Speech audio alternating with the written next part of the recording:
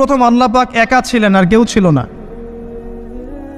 এরপরে আল্লাহ রাব্বুল আলামিন সৃষ্টি করেছেন আরশে আজিম।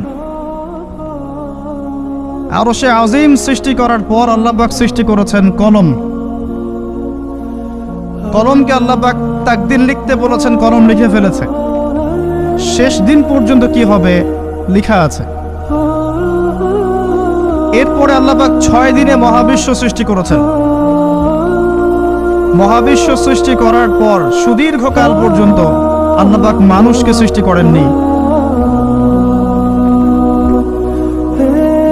অনেক পরে আল্লাহ রাব্বুল আলামিন মানুষকে সৃষ্টি করেছেন। প্রথম মানব আদম আলাইহিস সালাম। কি জন্য সৃষ্টি করেছেন? দুনিয়াতে খলিফা হিসেবে। খলিফাকে যে আল্লাহ পাকের বিধান অনুযায়ী বিচার ফয়সালা করে, খলিফা করে পাঠিয়েছে।